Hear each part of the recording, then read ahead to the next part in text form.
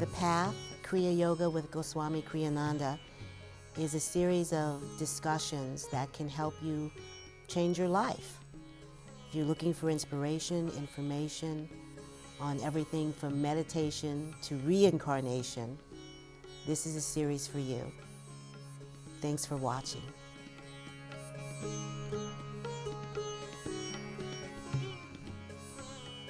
This is the Temple of Kriya Yoga in Chicago. I'm Sylvia Ewing. I'm here with Goswami Kriyananda. Kriyananda founded the temple. Good morning. Good morning, beautiful one. It's great to be here with you again. Good to see you again. We've had the opportunity to talk to people on YouTube, and this is part 3 of the Path series. And it's a great chance for us to talk a little bit more about the programs here at the temple. You have said that the Temple of Kriya Yoga is here to serve people, not the other way around. Yes, correct. What do you mean by that? I guess it means chaos reigns supreme. I think. The whole function of my guru's teaching was to try to help mankind, womankind, humanity to elevate into a higher level of spiritual unfoldment.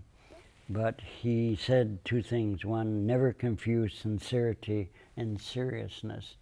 And so many people are walking around smiling upside down, thinking, see how spiritual I am, trying to... And the idea is it's about bliss, it's about joy, it's about happiness. And so the temple's here to try to help people learn to smile. Now the disciples that are here are supposed to smile, they're supposed to be warm, they're supposed to be friendly, and set an example. And then the fellowship, as Yogananda said, is an extremely important factor. So they come to share common ideas and communicate with each other. But we're here primarily not to set an agenda that I have or really that my guru has. The agenda is what do they need and what do they think they need, and somewhere in between to turn around and to help them fulfill their need. And so that if they can fulfill their dream, their need, then they say, oh, I bet I can do another one, a better one, a higher one. And so it's a step ladder up. So it's really a question more than anything else of seeing where they are, what they need, and finding the proper way of communicating the solution. We're here to give solutions, not to create more problems. Well said. Some of the ways that we serve people here are meditation teacher program. That's right. To train meditation teachers, to train Hatha teachers. You've also talked about the importance of serving life. Absolutely. What do you mean by that? Well, it's a subtle concept. Saying it symbolically, many people walk around blessing other people, but they forget to bless life. They forget, it's like you have the soil and we have the carrots and everybody's blessing the carrots, but they forget to revitalize the soil in which the carrots grow. All the fruit, all the vegetables, all the life-sustaining forces come from the vitality of the loam, of the earth that has grown in. We live in an environment, a psychic environment, that needs to be fed, vitalized, neutralized of its negativity, and to try to bring forth a vivification is the word, so that we can grow in an environment that is healthy. That's why we have created, I think, a very beautiful temple with tremendous help from the disciples, where people can come like their own home and relax and sit. Some people come, they never go down to the discourse, they sit here and just relax, or they read a book here quietly, and that's serving them. It's important that they have quiet time, peaceful time. It's really a wonderful environment for those who can travel to Chicago and participate. One of the other programs that's offered here is a seminary program. Yes, that's correct. And it's interesting, Goswami, because you ordain both men and women. Absolutely. Explain how that works. I thought they were human beings. we ordain human beings, and the color, the race, the creed, the sexuality does not enter into it. It's their spiritual ability to understand the nature of God and how God is here to serve us. There's 2 problems, and a little thin ice maybe, but the problem is you go to most organizations and it's hellfire and damnation. one very famous televangelist that never speaks about sin. And once or twice a year he speaks about it, and you know, as soon as he starts speaking about sin, the next week there's going to be a collection asked, you know, they're linked. It's not about sin. It's, you know, as I say, God is good. From goodness, only goodness can come. This all idea of negativity and sin and so forth is a man-made concept, not a God-made concept.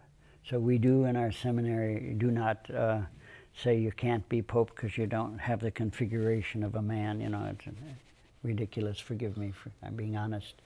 It's what's up here and what's in the heart that makes one a priest or a Swami. And how would one know that you're called to be a Swami or that you're called to that Well, life? if they don't know, then they haven't been called. How do I know if I'm in love? I'll ask my brother. No. It's fairly evident. There are other people who join the seminary not with any other purpose than to learn what the priests learn, you know, which is forgiveness, which is love, which is meditation, which is hatha yoga, which is mantra, and the what I would call the deeper esoteric aspects.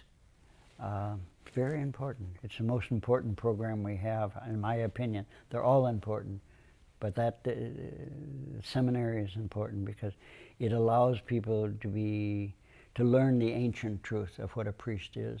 If you want to call it a Swami, fine. You want to call it a rabbi, fine. And it's interesting, we did a survey a few years ago with the seminary as well as with the people coming to the temple. A third are Catholic, a third are Jewish, and I don't know what the other third is, undeclared, I guess. And you can participate in the seminary program from anywhere, right? That's right. You We don't have a to home be in study, which Chicago. they do need to come to Chicago, I think twice, for extensive personal training. But 90% of it can be done by email. We have teleconference calls that we have, and like all the electronic wonderful things, we save them a lot of time and travel. So if they're not living in Chicago, they definitely can participate. If someone is in a home study program now, what is your suggestion for them to help them make it as effective as possible? To think ahead, to ask, what is my problem? And forgive me, send me a memo, not the temple. Send me a memo and say, I have this problem. What is there a solution? Is there a practical solution? In other words, to analyze, we call it tarka. Every day at the end of the day, the Swami is supposed to think and reflect and say, what's the most terrible thing to happen to me today? It may be very little.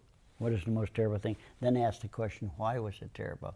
And this necessitates an understanding that the stress is not coming from outside. There's an event, an experience coming from outside, but it's our head that causes our stress, and so they have to keep asking why.